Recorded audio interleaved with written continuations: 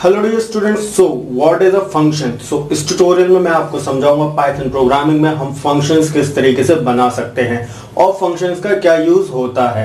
Okay, सो programme already यहाँ पर लिखा हुआ है, इसके एक एक लाइन हम देखेंगे कि किस तरीके से एग्जीक्यूट होगी। सो सबसे पहली बात कि फंक्शन होता क्या है। तो फंक्शन असल में अ ग्रुप ऑफ स्टेटमेंट्स होता है जैसे हम लिखते हैं एक प्रोग्राम के अंदर। ओके, और वो फंक्शन उस प्रोग्राम में कोई ना कोई स्पेसिफिक टास्क को एग्जीक्यूट करता है। ओके, जैसे प्रिंट स्टेटमेंट है, तो प्रिंट स्टेटमेंट क्या है, एक तरीके से ये प्रिंट लिखा हुआ है, ये भी तो एक फंक्शन ही है। तो कुछ फंक्शन ऐसे होते हैं जो ऑलरेडी बने हुए हैं, ठीक है, पाइथन प्रोग्रामिंग में, लेकिन कुछ फंक्शन ऐसे होते हैं जिन्हें हम खुद बना सकते हैं। तो जो फंक्शन हम खुद बना सकते हैं वो आप इस ट्यूटोरियल में सीखोगे। सो फंक्शन बनाने के लिए क्या करना है, या इतना याद रखना कि कोई भी जो फंक्शन होता है वो प्रोग्राम के बिगनिंग में ही डिफाइन करा जाता है। तो DEF फंक्शन का नाम और ब्रैकेट्स में पैरामीटर्स। तो पैरामीटर्स वो वेरिएबल्स होते हैं जो वैल्यू फंक्शन के अंदर आएगी और वो फंक्शन उन वैल्यूज के ऊपर वर्क करेगा। तो यहाँ पर मैंने क्या करा है, दो वैल्यूज इस फंक्शन को मिलेंगी x, y, और मैंने x और y का मल्टीप्लिकेशन कैलकुलेट करा है और एडिशन कैलकुलेट करा है, और उसके बाद इन m और a इन दोनों को वैल्यू, इन दोनों की जो वैल्यू है वो रिटर्न करवा दी है रिटर्न स्टेटमेंट को यूज करके। तो ये तो हो गई फंक्शन डेफिनेशन। अब एग्जीक्यूशन कैसे होगा, प्रोग्राम सबसे पहले इस लाइन पर आएगा, उसने देखा कि फंक्शन डेफिनेशन है, वो इसे एग्जीक्यूट नहीं करेगा, डायरेक्ट जंप कर जाएगा इधर।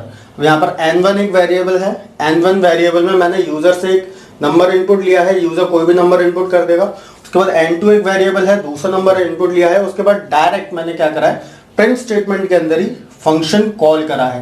तो फंक्शन के साथ वर्किंग ध्यान रखना, एक तो फंक्शन डेफिनेशन होगी और एक फंक्शन कॉल होगी, और जो फंक्शन हमने डिफाइन करा है वो तभी वर्क करता है जब हम फंक्शन को कॉल करेंगे।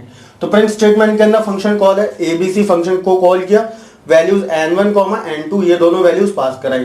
तो x को क्या मिल जाएगा, n1, y को मिल जाएगा n2। ओके, सो अब यहां पर m कैलकुलेट हो जाएगा। अब मान लो प्रोग्राम ये एग्जीक्यूट हुआ, एग्जीक्यूशन तो आपको समझ में आ गया लाइन बाय लाइन कैसे होगा। अब पहले एंटर n1, ओके, तो मान लो यूजर ने एंटर कर दिया 5, फिर उसके बाद एंटर n2, यूजर ने एंटर कर दिया 10।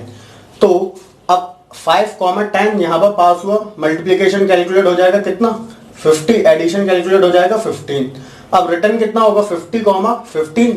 अब यहाँ पर क्या प्रिंट हो जाएगा जब ये एग्जीक्यूट होगा, 50, कॉमा नहीं आएगा, ठीक है, कॉमा नहीं आएगा बिकॉज कॉमा से हमने अलग करा है, ये जो वैल्यूज हैं इनको अलग, वेरिएबल्स को अलग करा है 15। अगर हमें डायरेक्ट प्रिंट स्टेटमेंट के अंदर नहीं फंक्शन कॉल करना तो हम यहाँ पर मैं एक दूसरा वेरिएबल ले सकता हूँ z नाम का, और यहाँ पर मैं फंक्शन को कॉल कर सकता हूँ n1, n2।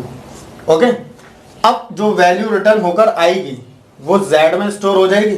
ओके, और उसके बाद मैं प्रिंट कर सकता हूं z को। बट यहां पर एक चीज ये देखिए कि वैल्यूज तो दो रिटर्न होकर आ रही है, लेकिन जो वैल्यू रिसीव कर रहा है वो तो एक ही वेरिएबल रिसीव कर रहा है। तो इस केस में क्या होगा कि अगर एक ही वेरिएबल है तो z के अंदर जो होगी वो ट्यूपल स्टोर हो जाएगी। ओके, ट्यूपल स्टोर हो जाएगी। लेकिन अगर मैं यहां पर दो वेरिएबल रख दूं, कोई भी नाम दे देते हैं हम, यहाँ पर d नाम दे देते हैं, तो उससे क्या होगा कि d को मिल जाएगा m की वैल्यू, z को मिल जाएगी a की वैल्यू। ये चीज क्लियर हुई। जितने वैल्यूज रिटर्न हो रहे हैं हम यहाँ पर उतने वेरिएबल्स लिख सकते हैं। अगर हमने नहीं लिखे हैं उतने वेरिएबल्स तो वो जितनी भी वैल्यूज रिटर्न होकर आ रही हैं वो एक ट्यूपल की फॉर्म में आ जाएंगी। समझ गए आप मेरी बात, ठीक है। और यहाँ पर d, z मतलब कोई भी वेरिएबल वो तो आप प्रिंट करा सकते हो पहले। तो ये तो हो गया कि फंक्शन कॉल किस तरीके से होना है। बस इतना ध्यान रखना है कि जो वैल्यूज यहां पर है फंक्शन डेफिनेशन के पास, दीज आर पैरामीटर्स, एंड जो वैल्यूज हम यहां पर फंक्शन कॉल में जो पास करा रहे हैं, दीज आर कॉल आर्ग्यूमेंट्स। अब इसमें एक चीज और देखते हैं कि यहां पर मैंने क्या करा है कि जो फंक्शन जो वैल्यूज कैलकुलेट कर रहा है उसे रिटर्न कर रहा है, लेकिन मैं एक काम ये भी कर सकता हूं कि मैं रिटर्न ना करवाऊं और मैं वहीं के वहीं प्रिंट करवा दूं। ठीक है, जो भी मैंने कैलकुलेट करा है वो मैं वहीं के वहीं प्रिंट करवा दूं। ओके, तो इस केस में मुझे मेन प्रोग्राम में, मतलब मेन प्रोग्राम ये वाला, इसमें चेंजेस करने पड़ेंगे। वो ये कि एक तो मैं कुछ भी रिटर्न नहीं ले रहा, तो इससे क्या होगा, फंक्शन कॉल को कोई भी वेरिएबल देने की जरूरत है ही नहीं, है ना। सो अब एग्जीक्यूशन कैसे होगा, इधर आएगा प्रोग्राम, उसने चेक करा फंक्शन डेफिनेशन, डायरेक्ट इधर जंप, वैल्यू इनपुट करा दिया हमने, फिर इधर जंप, दूसरी वैल्यू इनपुट करा दी, यहाँ पे फंक्शन कॉल, प्रोग्राम इधर जंप करा, फिर यहाँ पर वैल्यूज मिल गई n1 और n2, ये कैलकुलेट हुआ, ये कैलकुलेट हुआ और m, a प्रिंट हो जाएगा।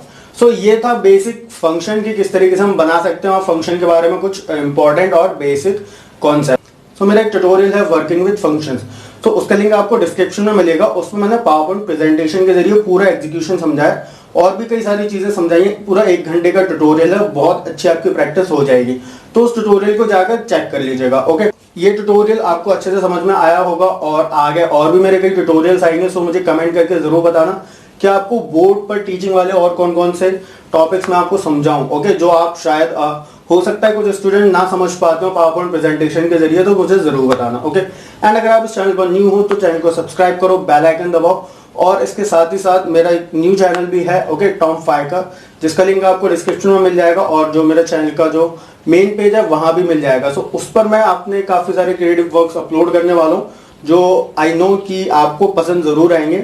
सो मेक श्योर कि आप उस चैनल को भी सब्सक्राइब करिए। ओके।